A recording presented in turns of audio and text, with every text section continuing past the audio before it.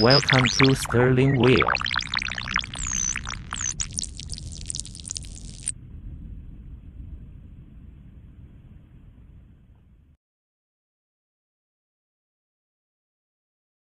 Oh my gosh!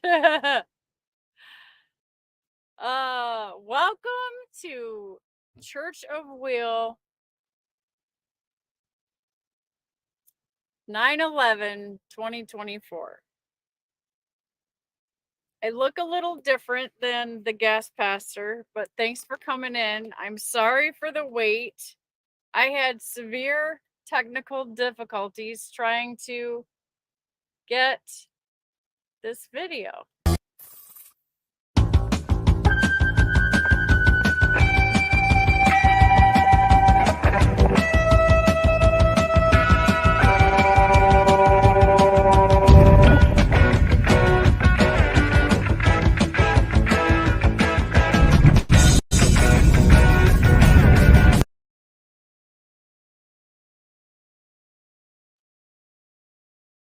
Uh-oh, I don't know what happened. Did I pause it?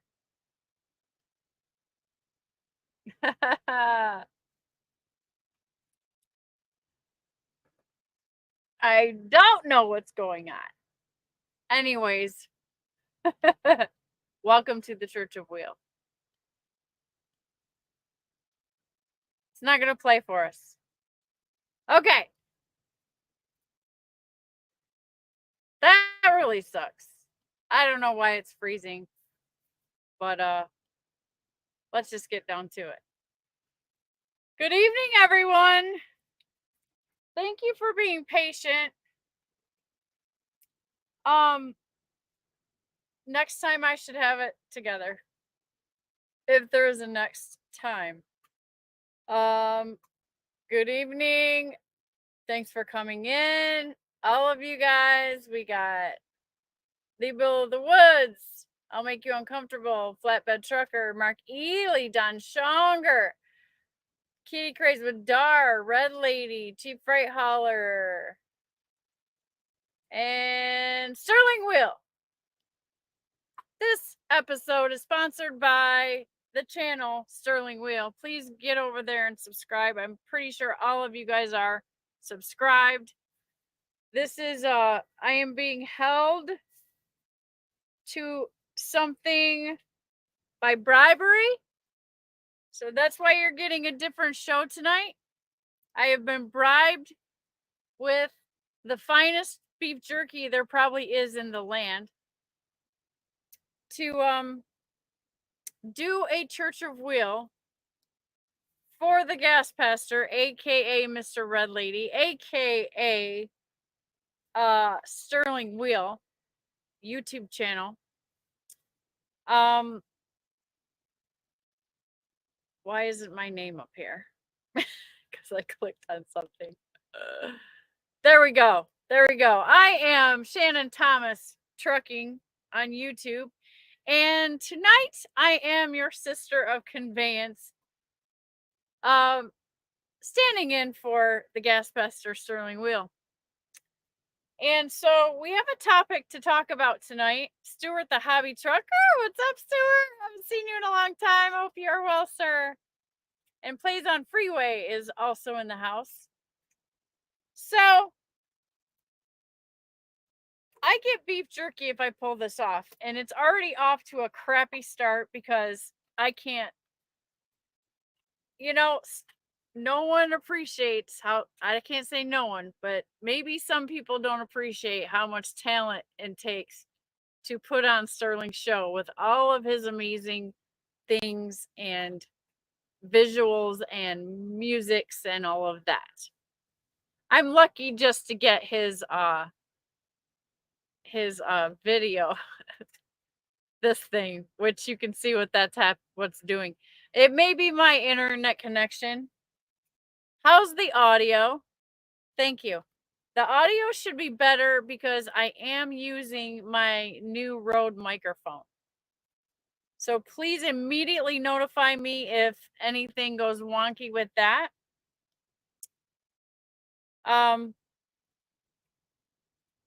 Yeah, so here we are. Welcome all, settle in, gather around. I'm gonna talk a little bit tonight. Can I play the no, see, I know. I knew you'd be wanting that fart video, Chief Ray Holler. But this is very short notice and it is late. Jerome Jones, welcome in. Thank you to all my channel members. You have sponsored me getting a brand new microphone set, so it appears to be working. And so we're on the laptop tonight, and I got it plugged in. So I'm hoping the audio will be much better than you ever experienced on one of my terrible videos before. Okay, so Church of Wheel is going this week, apparently. Different topics, different. Thank you, Sterling Wheel, for your 12-month membership. Let me highlight that. Valued channel member and sponsor for this episode by bribery. So I agreed to do this. And so I'm going to probably say some stuff that gets a little touching and a little personal to me. But this is what's going on. This is in the spirit of supporting the Church of Wheel. Buck Brown did an episode last night and talked about gratitude. So tonight's topic, I've been informed, is forgiveness. So I'm going to talk about a testimony of forgiveness that is super powerful and changed my life. And it was my true experience of forgiveness. And of course, Dee Dee's going to start raising hell. So I'm hoping we can get through this.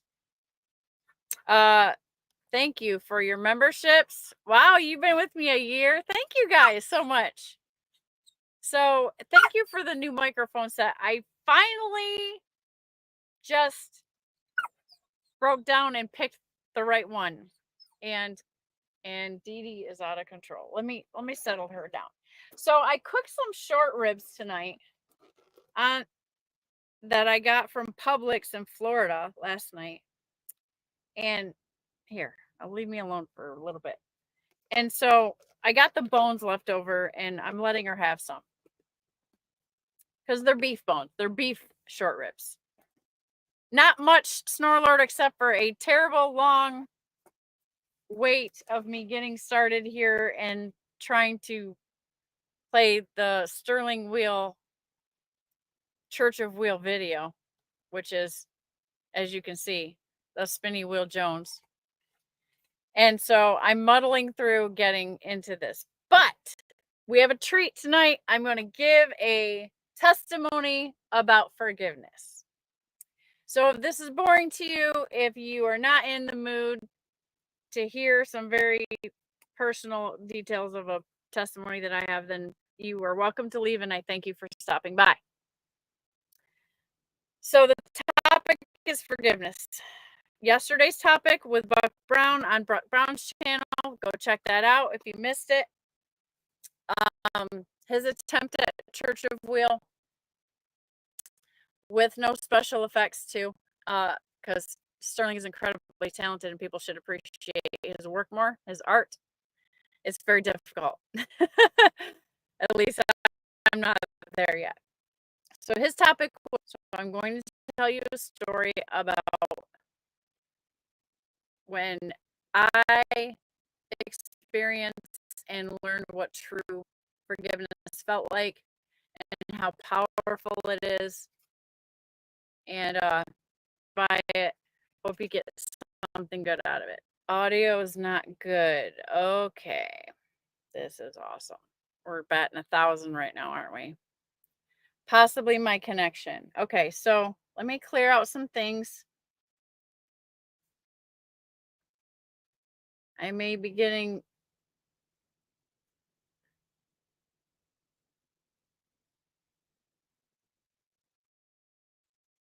Okay, we got good battery. As far as I can see, I have good signal. I am using the hotspot on my phone. You're good. Don't press buttons. Okay. Yeah, bad things happen when I press buttons.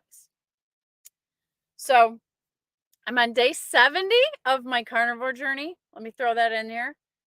Feeling great. I feel ultra fantastic. Dee Dee's gonna make me nuts. Come on, girl. Come up here and chill. There's no more. You want one more? She can't get enough of these bones. Try that one. So the short ribs turned out fantastic. So I had to wolf some down before I got on here because I was super, super hungry. Okay, so I'm not going to focus on the chat for a while. So just to let you know, if you have any questions, please send a super chat so it's highlighted and so I can read your question if it's that important. Okay. A measuring contest. We got 13 months for Jerome Jones and Cheap Freight Hauler. Sterling Wheeler's 12 months. So again, as in our step challenges, these guys are in neck and neck.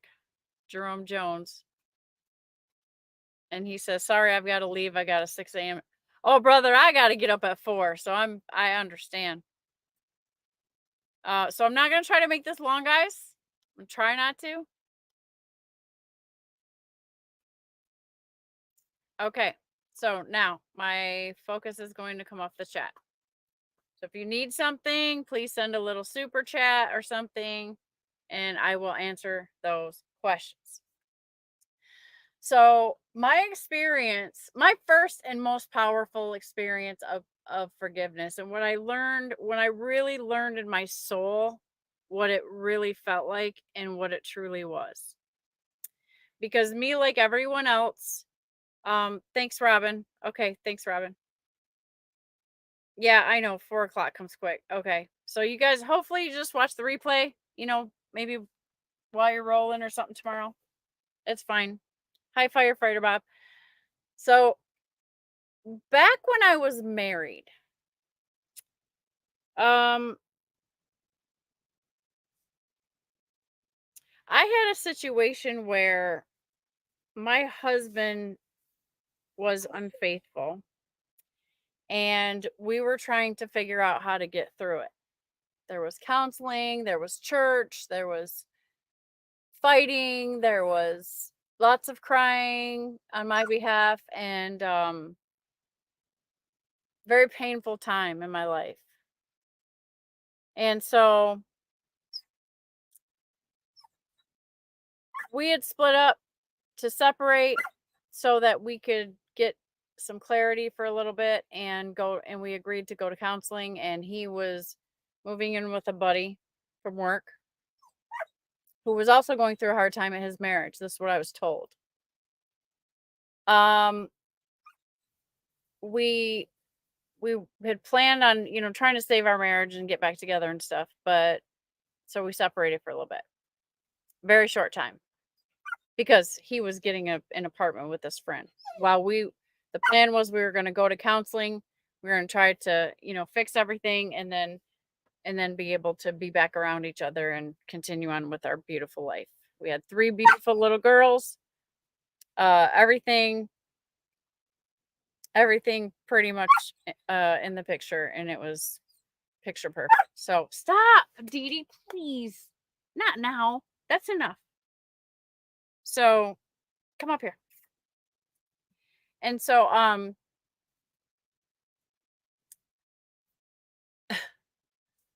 so we had made arrangements for the children to visit him, how we were going to do the visitation of the kids. Well, one day, now lots and lots happened before this, but I'm going to just try to picture, if you can, or where we're at this moment. We'd already been through so much stuff. Okay, so this was innocently the plan, and moving forward, the plan, because I didn't want to get divorced. I don't believe in divorce. I never wanted to be divorced. I would not give up, even though I was going through absolute and total hell and everyone could see it, and crying at the altar at church, and just looked like I'd been put through the ringer, which I was, You could see it on my face. You could see it in my weight. I was very skinny and sad looking and couldn't smile anymore and all this other stuff. So I called one day over to this phone number. He gave me this and said, "This is my new phone number at the apartment. Call me so we can arrange stuff and whatever." So I call him and a woman answers the phone. Now, mind you, he'd been messing around with this girl at work. And that was what a lot of the problem was. I mean, one woman, one part, at the latest. Okay. So I said, who is this? And she said her name. I said, "What are you doing there?" I think I said, "What the F are you doing there?" And because I was instantly insane. And she said, "This is my apartment." I was like, What?" Now, mind you, the story I got was him and his buddy, who was both going through a hard time, were gonna move in together for, a few months, and we were gonna work through all of our issues. So, all right, Bob, thanks for coming in. Appreciate you. So you can imagine how I felt, okay? It was whatever horrible thing you can imagine, that was it. So now I'm like, none of this is happening at all. Like, what is she, what? Okay, to keep it short, I'm gonna move on. So apparently, he had not moved in with a guy friend from work. He moved in with her, who was the other woman. In the season that we had just agreed that we were going to do the work and finish our marriage and repair everything. Horrible. So I'm going to leave a lot of the extra details out to make this short. I know everybody's got to go to bed. I do too. I could really tell you some stuff and make it like a dramatic thing, but I'm not gonna. So you can imagine, right? We're all adults here. Very painful, very, very bad, very, very bad. Anyways, I decided to suck it up and was like, oh. Still wanted to arrange for the kids to see their dad. But I realized what was really going on. So I guess we talked and we made arrangements. Well, okay. So fast forward, that lasted about 2 months. We didn't go to counseling and continue because it was horrible. And then I was like, you know what? I'm going to get my husband back home. This is a bunch of crap. I'm shortening up everything, trust me. So we talked. He cried. He said he wanted to come home. He was really sorry. He was really sad. Blah, blah, blah. Fast forward. I said, "Okay, well, you have to move out of there and you have to never see her again." Okay, agreed. So I went over there with the minivan and we moved all of his stuff out of her apartment while she was gone. And then he was going to tell her later, whatever. So we got all of his stuff home. He came home and we tried to work it out. Well, I get pregnant. Sorry, we had 2 little girls at the time. So we're in a really bad place in our marriage and our relationship, and we're trying to figure out what to do and how to fix it and whatever. So he gets on medication for bipolar, whatever, and everything starts to stabilize. And so then we go to counseling. Now he's home. Supposedly everything is in the past. We're going to move forward and never look back, blah, blah, blah. Well, I found out I was pregnant. And I was the saddest about that news because I guess somewhere in my heart, I felt like this isn't going to work out. Like this isn't going to get any better. We tried and he just kept doing dumb shit. honestly, you guys. And so when I found out I was pregnant, it was unintentional. I'm sure it was through some sort of makeup sex or whatever. And all of a sudden in my life now, I'm in this terrible place in my marriage, horrible, feeling terrible. And I find out that I have another child on the way. So I'm like, at this point, I'm asking God, you must have done this to tell me something, and I literally don't have any energy left for any of this. But if this is your way of telling me to keep fighting, keep hanging in there, I will do it.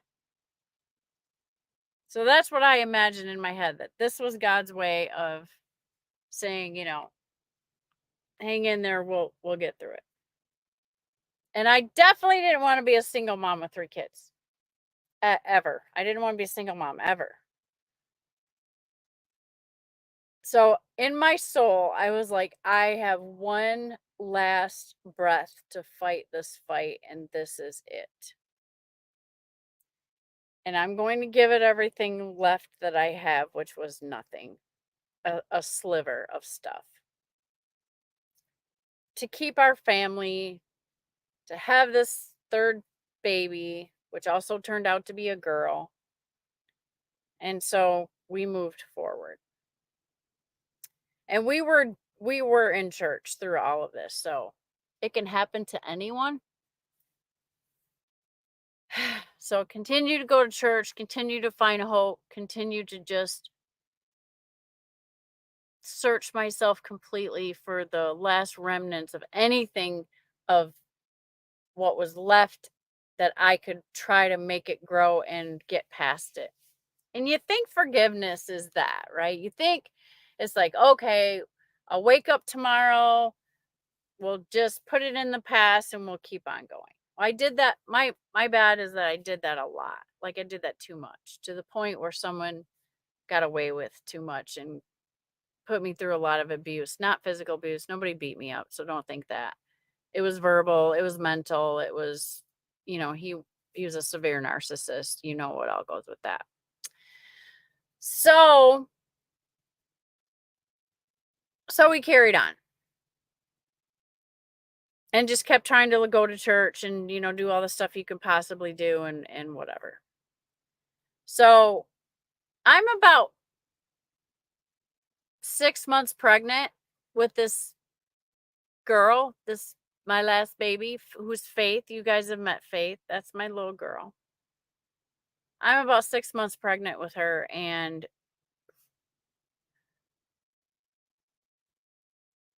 we had talked with the family, and it was a very clear thing that we were never going to look back. We were going to pretend like this never happened as much as we could. And he was never going to do something like that again. And I decided to forgive him. And we moved forward. The family was on board.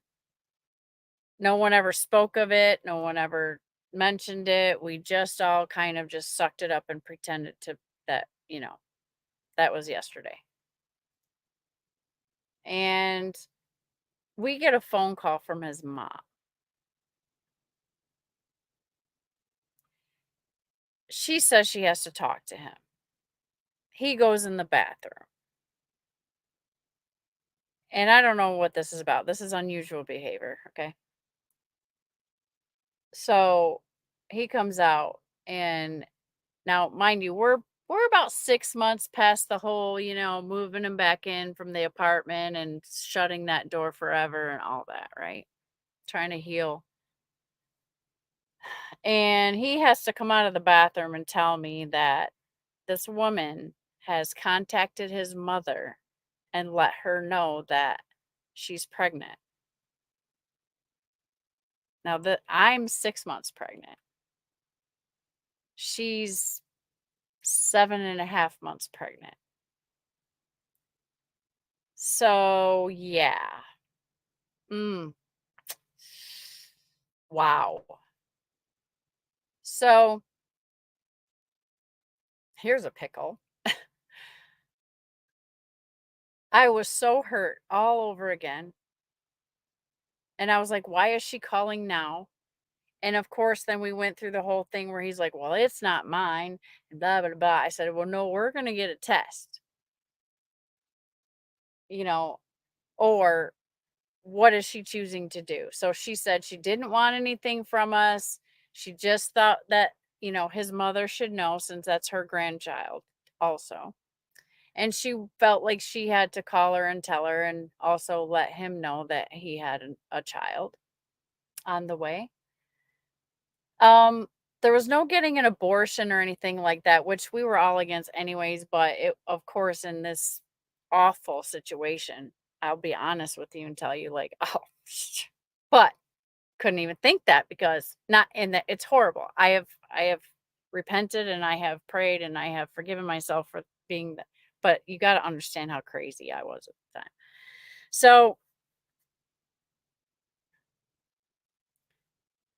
So here we are. We're both pregnant at the same time. So we go into get the DNA test. No, it was after she was born that we got. Okay, so it's a girl too. Okay.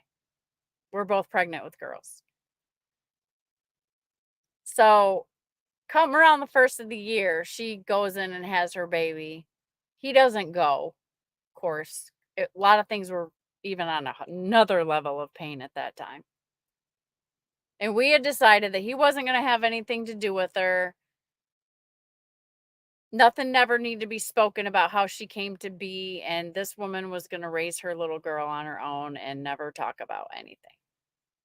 That's what we decided. We all collectively decided that that's how it needed to go because my kids did not need to know that there was this affair and this child was born and all this stuff.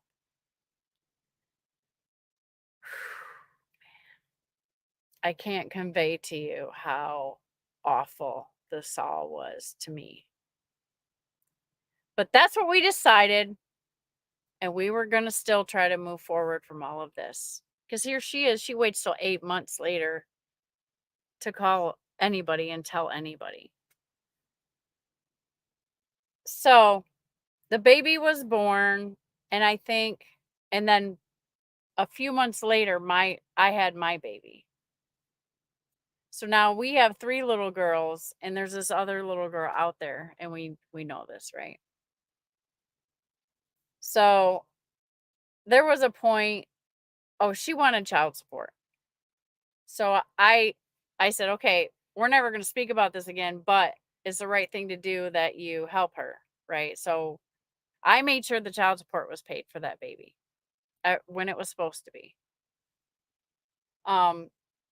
I think I'm skipping too far ahead right there. Okay, so first of all, we pretend like nothing ever happened and we go on our little way. And we focus on our kids and our baby and all this. Well, there came a point when we decided we wanted to get a DNA test because he was in complete denial. Like, this is not my kid, whatever. So we go to get the DNA test, and she's there because she's got to be there too. This was the first time I think I ever saw this woman, actually. And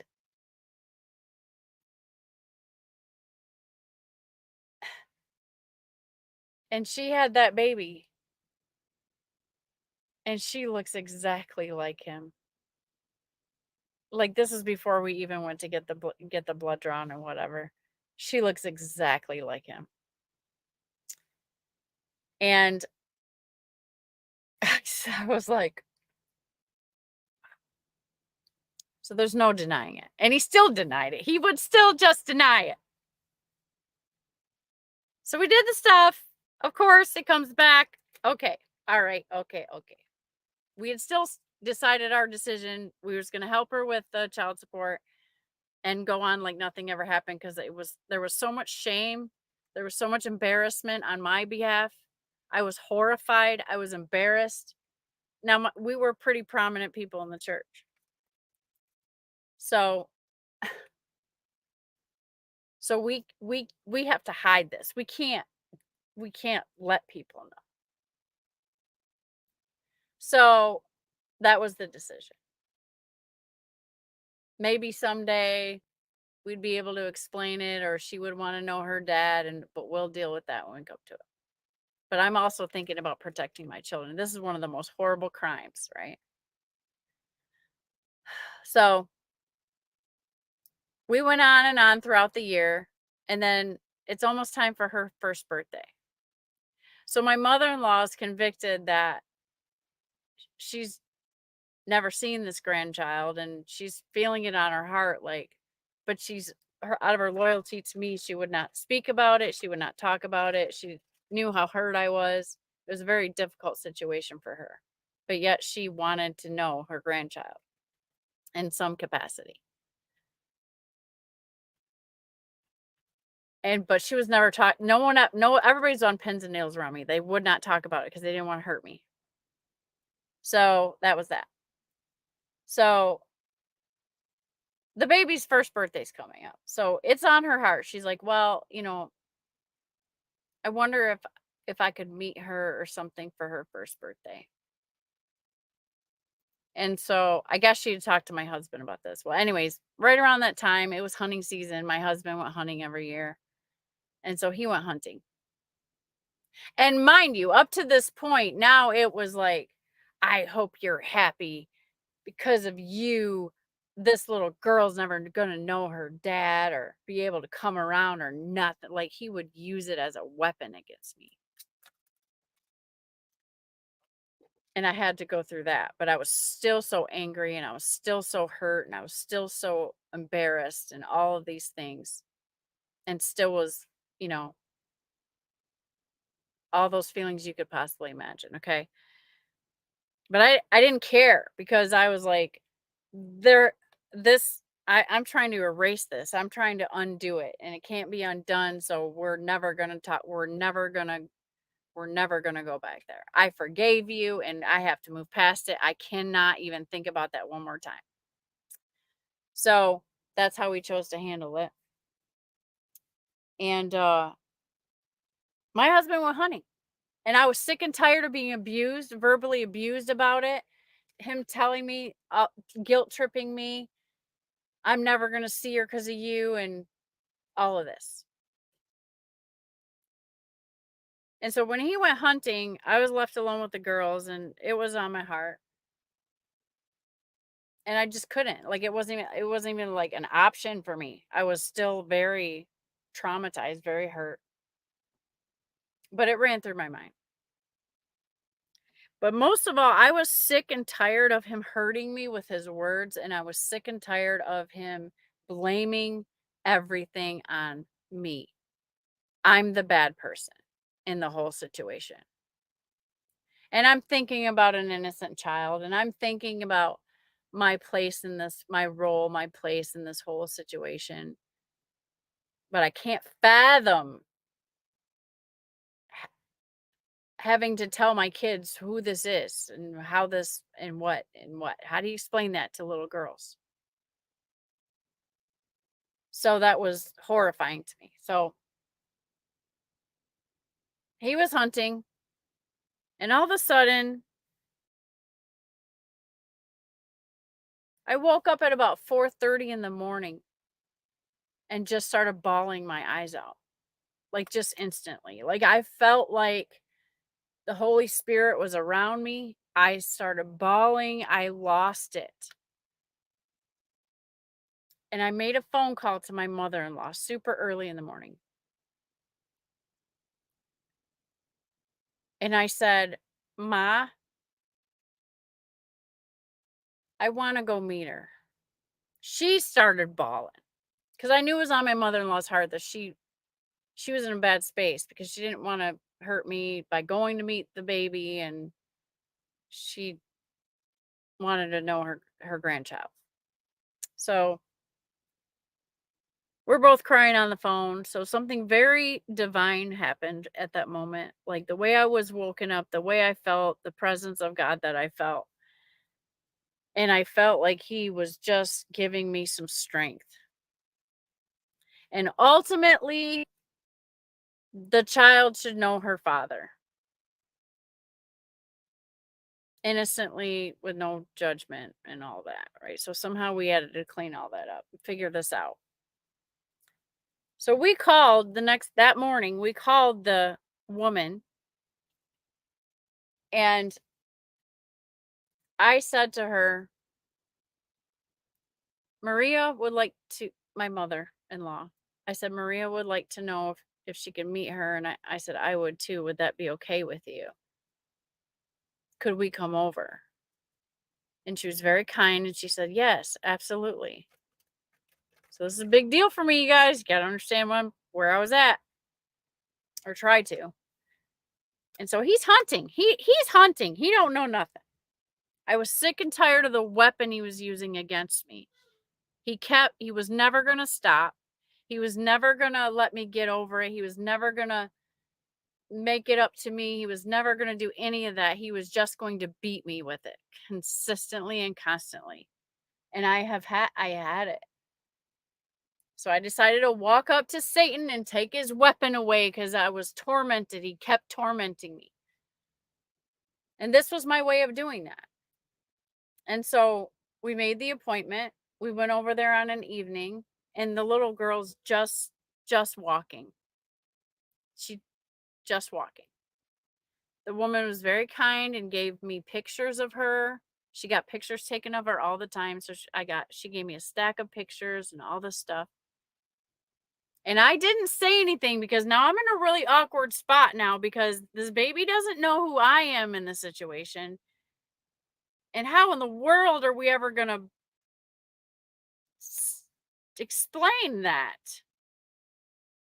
So I very quietly just went in. Now I'm struggling, you guys. I'm struggling. But I want Maria, her heart to be okay too. So of course this is her moment to meet her grandchild, and I'm just kind of like gonna chill in the background. I had a lot of anger and meanness inside of me. I had a lot of pain inside of me. But I was bound and determined to beat this thing. And I knew what it was going to take. And that was going into a place that I didn't think I could ever do. I didn't think I could fix anything. I never knew if I was going to recover from this, really. And I had no idea what the future looked like. But this was part of that. And because I woke up just bawling my eyes out, I felt like God just said, you have to go. And that's when I called her. So we're there. So I just sit on the floor.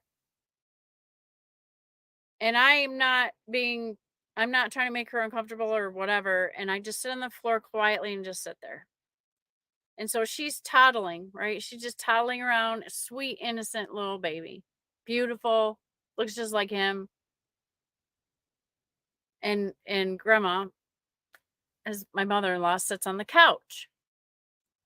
So the woman brings her over to her just to get her used to her or whatever, and sets her on her little lap and stuff, and she looks at her and stuff like that. And then she gets down and she toddles around some more. She's just playing with little toys, and we're just sitting there just like looking at her and just watching her. And the woman was very gracious to us. There was no animosity, there was no fighting, and there's a reason for that. But at this point we were like, we could just talk to each other, and we're all in this situation and whatever. So we were cool sitting there. And I have so much feeling. I don't even know what to do, you guys. Like, I have so much feelings going through me. And I don't know what God wants me to do in this moment. But I knew I had to, this was part of me setting myself free. Somehow. I just didn't know how. I just went with the flow, right? I get emotional every time I tell this story. Because it was such a powerful moment in my life. So I'm watching her play around and lots of stuff going through my head, and she she comes over. I'm sitting Indian style on the floor, like kind of off to the side, just kind of like non-aggressive, nothing. I'm just trying to just let whatever, just watch her. And she toddles over to me and she gets in my arms. There was a part of me that was like, I'm not going to touch you. But she just come over and she held me and she had these really fat little cheeks and she just pressed her cheek to my cheek.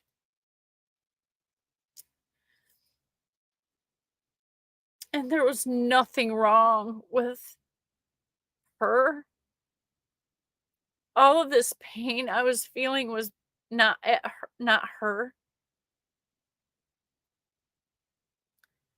And at that moment,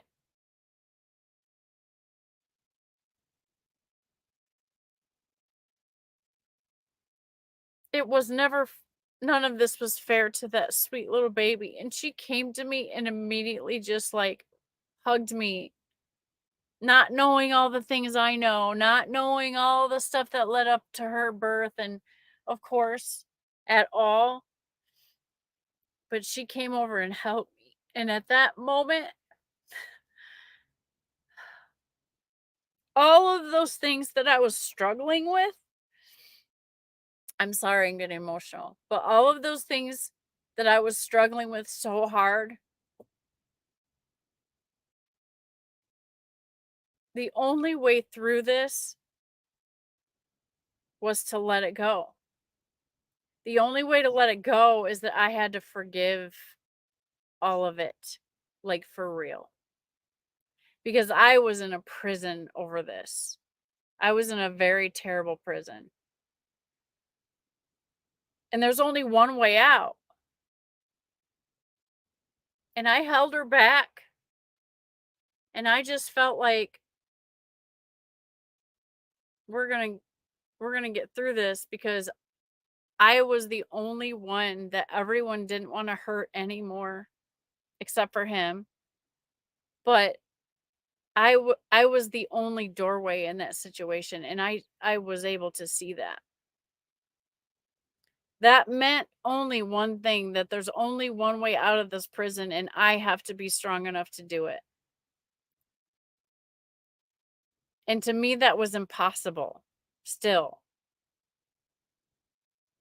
Even praying God to help me, like I could not get out of this hurt and anger that this whole situation put me in. But that moment I knew I don't have to carry this anymore. I don't have to be verbally abused over this anymore because it's not my fault. I don't have to live in that space anymore. All I got to do is love her back. All I got to do is figure out how to do that. And you know what? At the moment when she put her little fat cheeks on my cheek, like none of it was hard anymore. I could love her back just like that because she had nothing to do with it. And so then she sat her little diaper butt down in the middle of my Indian style legs like she'd known me forever. So at that moment is when I really understood what real forgiveness is and how powerful it is because I was set free after that.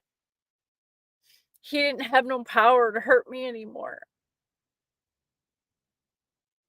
And it came through that baby.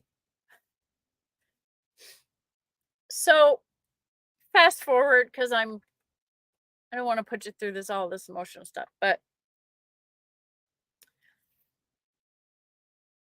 she gave me all the pictures. So he comes home from hunting.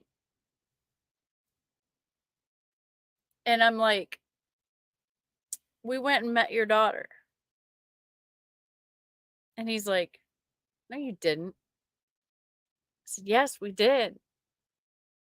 Because up until this, it had been a forbidden discussion.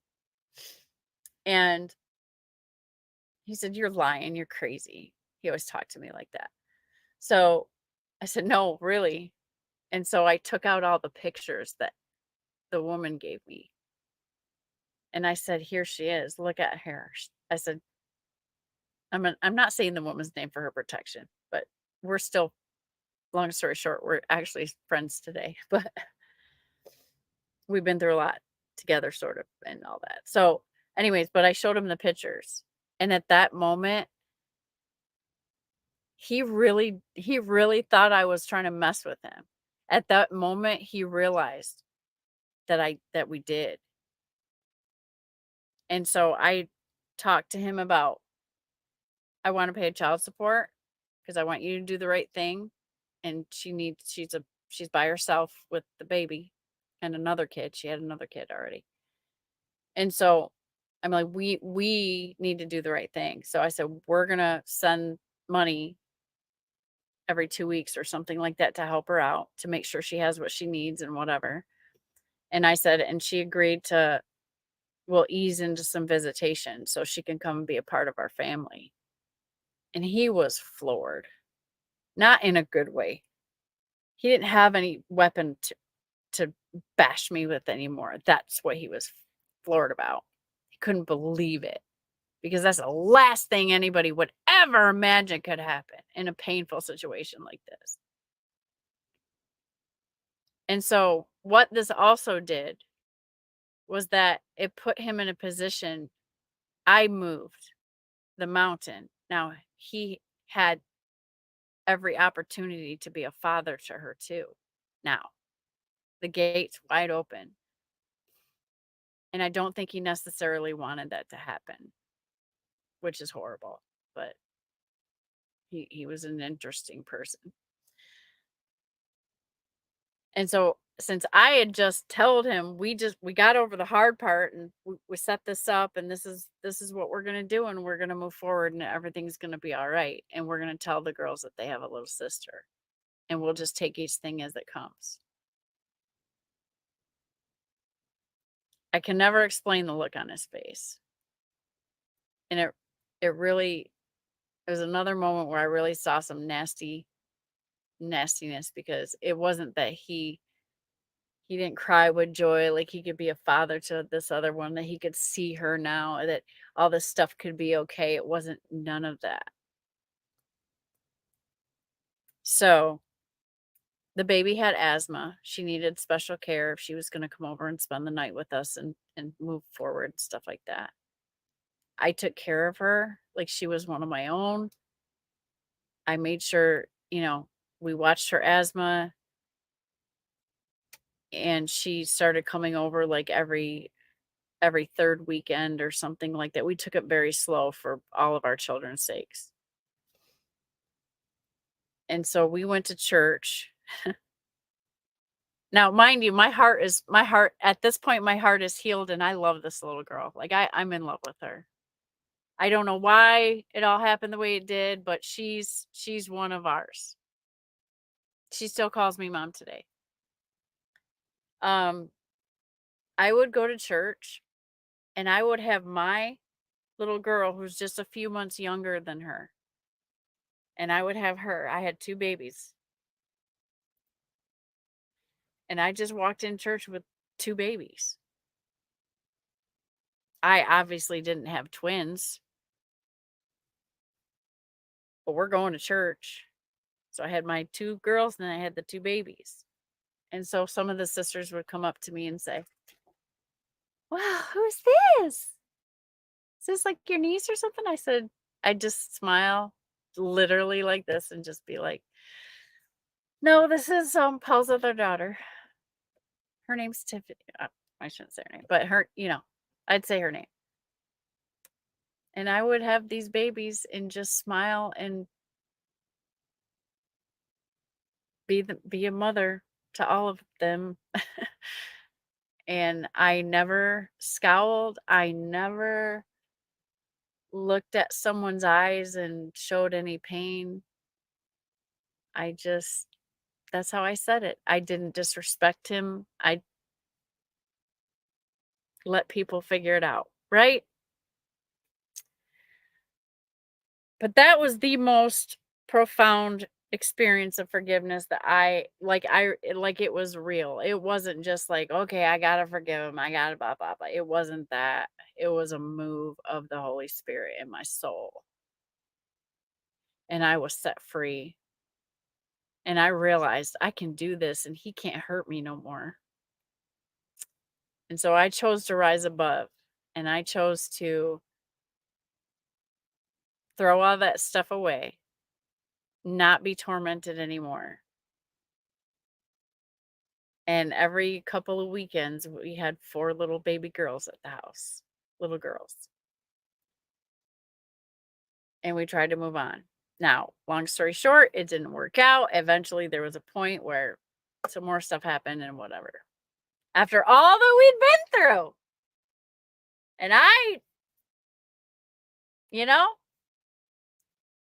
and I still stuck in there. I still stayed in there. And after all of that, there was a point when I absolutely broke for the last time. And it was to protect my children. So, moving forward, after everything, and then we got divorced and whatever, I have always had a relationship with this little girl. She is now 22 years old. She's absolutely beautiful. She lives in Georgia, with her, parents, but she's growing up with them down there. She comes up once a year and she sees us and we spend time with her and we love her and she's part of the family. And that's pretty amazing.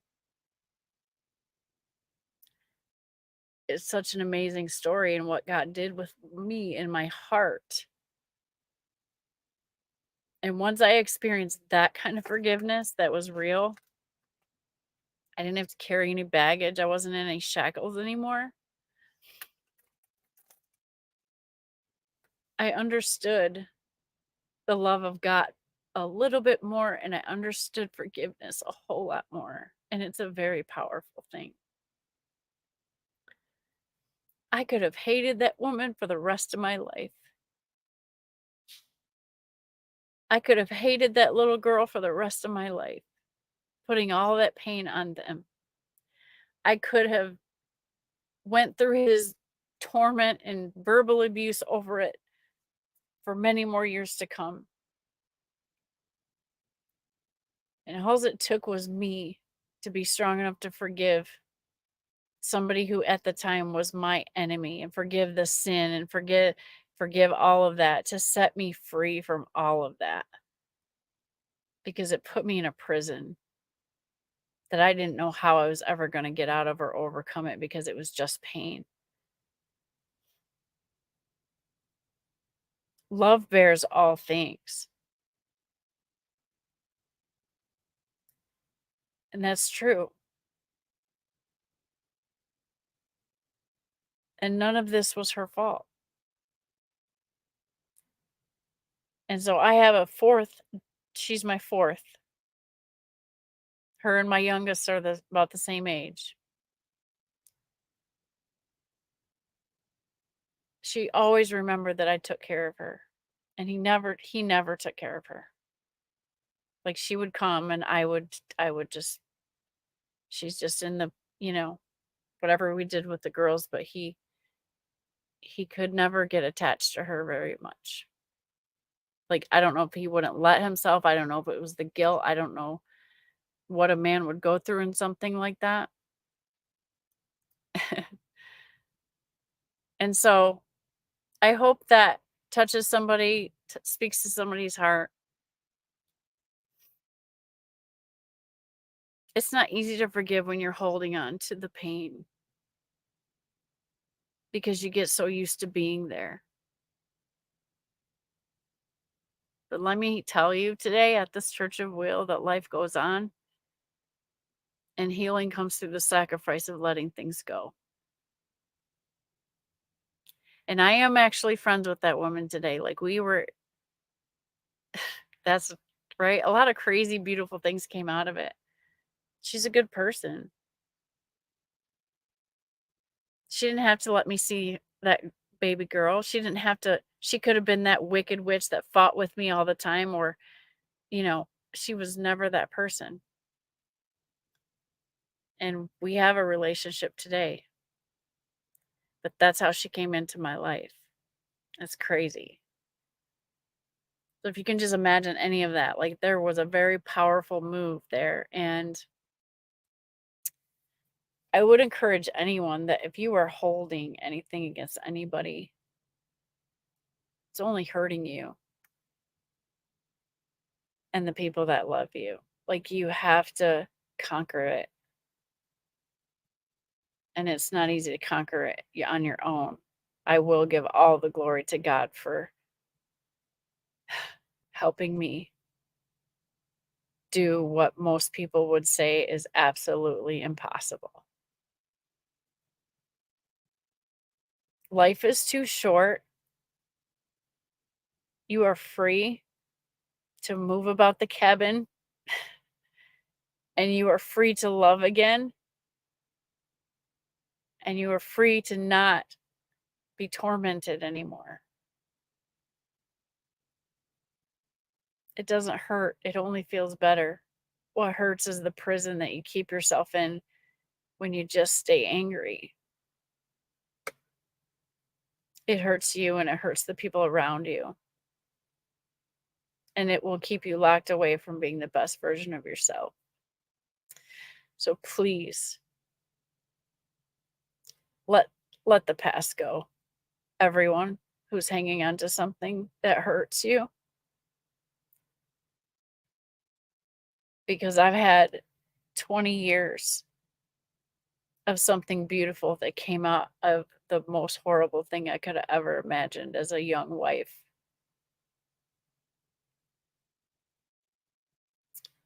And if that's possible, forgiveness is a powerful thing. It will set you free.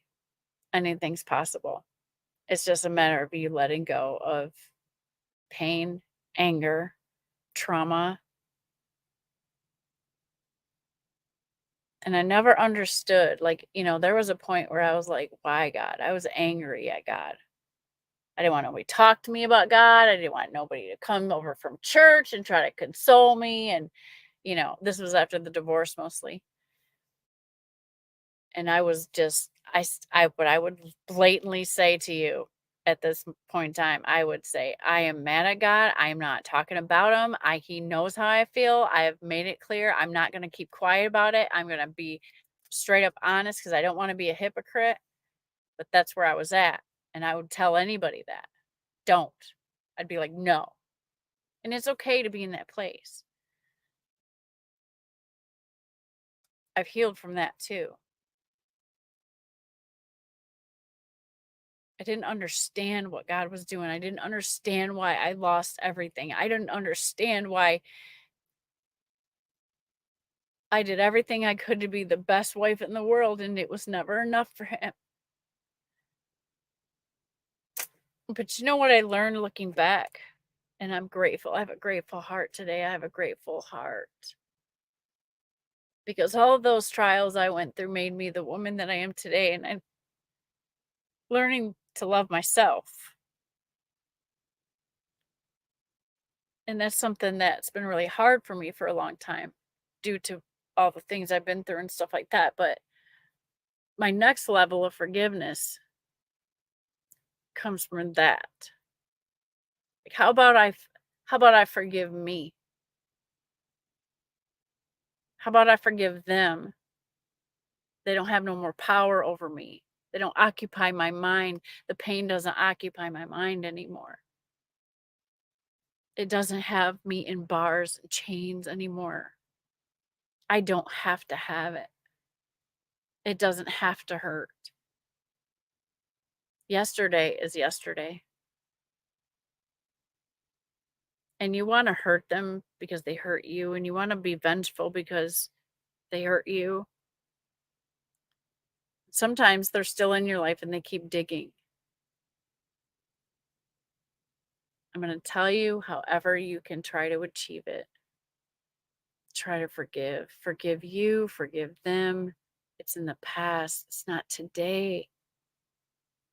Your best days lie ahead, and something like that can just keep you in a box. With love, that is my message of forgiveness on the topic of forgiveness in today's Church of Wheel. Thank you, Sterling, for digging out all my stuff. But I really hope that someone is blessed and encouraged that tomorrow's a new day, man. Live your best life. Life is too short. We're not getting any younger, guys. Like, live those happy days that you've always imagined. The past has no power over you anymore. All you got to do is wrap your heart around that and your mind, and you can be free. I love you guys. Thanks for staying up late with me. That's all. I'm too emotional. I'm still just like, I got so much love in my heart right now. And I don't want to be a blubbering blubber all over here. So I want to go back in here and say,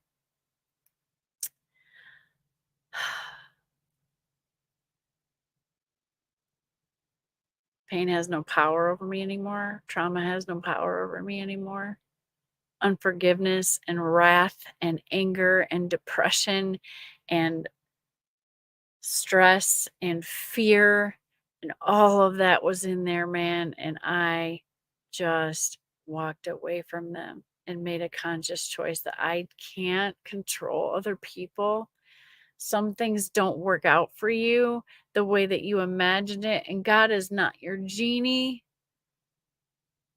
He has a better plan for your life, and just because it didn't work out the way, I'm talking to me, just because it didn't work out the way you wanted it to, you're pissed off. What you're lacking is thinking that he has something better for you, and what you did back then was never his plan, so it didn't work. And you're pissed off because he didn't do what you wanted the way you pictured your life. Talking to me. Who did I think I was?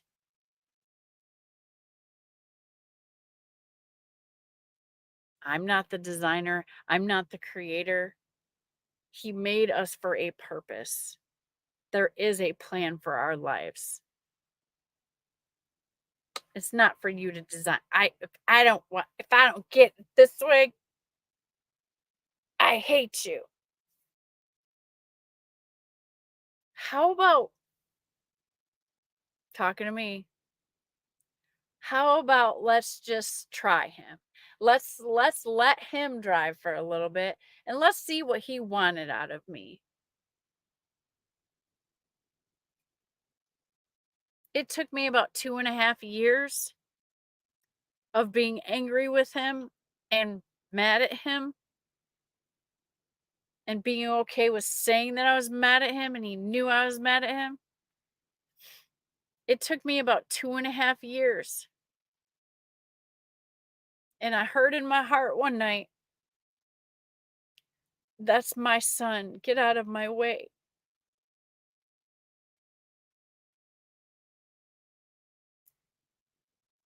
That gave me a really raw perspective that again, I was in the way of somebody else, of God answering my prayers to fix him or to help him or all those things I desperately prayed about my husband. And God told me, that's mine. Get out of my way. Because I was trying so hard to fix everything. I was so in so much pain and I had so much passion and afraid of my kids not growing up with a perfect family and all of that. And at the end of the day, I learned that God's plan is way bigger than ours. And how dare I think that I designed it perfect and it should be this way? That's entitlement. And I caught myself there. So after that, I had to take responsibility and I had to stop being mad at him. And that set me free from that anger, from that hanging on to the tough stuff, constantly being bothered by, I was free of that. And I spiritually went to church and I said, when I was finished, when it was over, I said, I'm done. I'm laying him on the altar spiritually. I'm taking my hands off. And I did that. And it was over. And I left it alone. And I had to go figure out how I was going to take care of my children and let God deal with him and answer my prayers. And that was it. And I was able to move forward. So God bless you. I hope that helps somebody. That's what I went through. It was huge. And I'm leaving out about 27 other chapters that happened all in between there that are horrifying.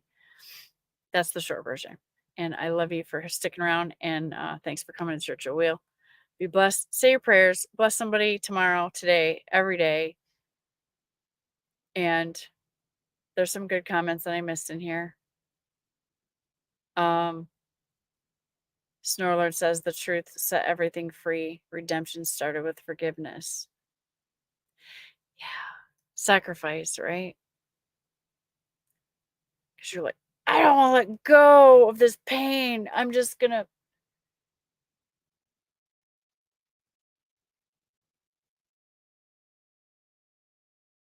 The Bible says don't worry about yesterday. Don't worry about tomorrow. Worry about today. So I just want to encourage you. Live every day. Be your best. Be better. Get better. That's what I'm trying to do. I'm still healing, and I probably will for the rest of my life, but I'm getting better every day. And it feels great.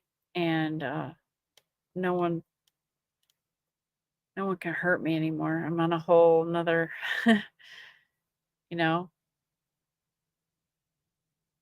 and my life and my family, which includes them now, is so full of love. There's no pain about the whole situation anymore. Like we're a family today. It's pretty crazy and amazing. So that's it.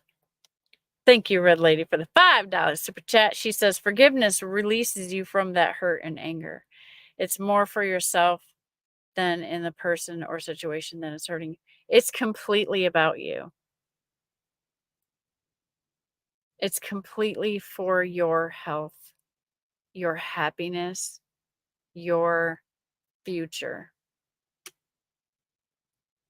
We can't go back and fix it all, right?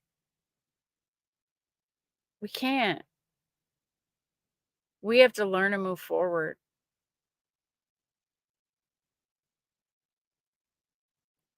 And let new people love you. And let a new chapter of life come into your life. And experience all of the new things with bright eyes and new adventure. And, we can't go back. But we can learn and we can move forward. And we can love again. And we can heal. I'm living proof of this. And there's so much more I haven't told you, but this is just a tiny, tiny piece. But it is pertaining to forgiveness, which Sterling asked me to do a Church of Wheel, and that was the topic. And I have nothing else in my life that is profound as the story that I just told you about forgiveness. So be blessed, be encouraged, keep fighting for yourself, for your freedom, for your healing. You got to get back to you because you're in the middle. And people can only hurt you if they let them. I mean, if you let them. Things can only have power over you if you let it. And I'm telling you today, you have the power to have all authority over everything. God made you that way. It is already ours. You guys are absolutely the best. Especially for those of you that are still listening to the end of the story.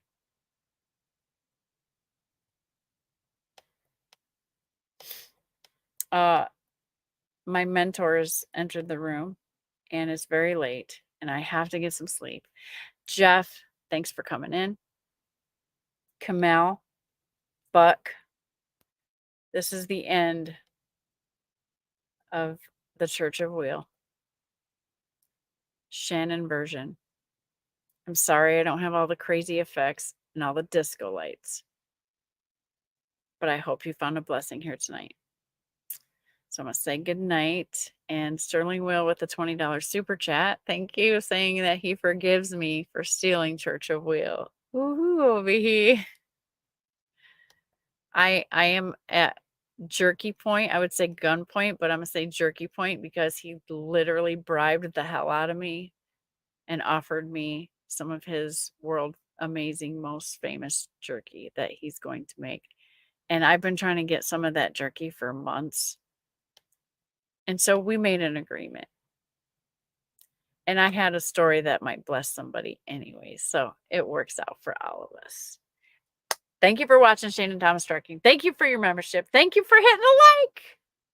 Thank you for subscribing. Thank you guys for your support. Thank you for loving me where I'm at. Not perfect, but I'm just going to keep on trying. I'll never get there, trust me.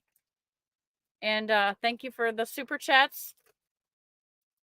And anybody that decides to come back and watch this replay, I hope you're blessed. I hope you're encouraged. Life is too short to be hanging on to junk, man. We got to love people through it. And it takes some muscle. Blue Chicken has made it in too, I see. Thank you, Blue Chicken. Jersey Trucker is probably not still here, but he was here. And Erna, thank you for coming in, Erna.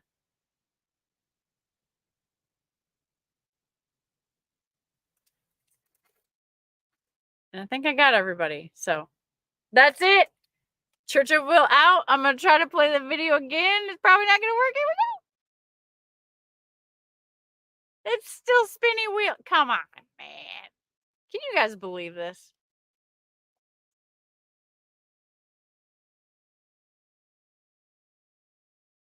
Absolutely stupid. Why is that? Go to Sterling Wheel's channel, subscribe. The video's being lame. I don't know why. But that's it. Good night. Be safe. Stay away from hot chicks with cell phones in their face while they're driving. They're dangerous.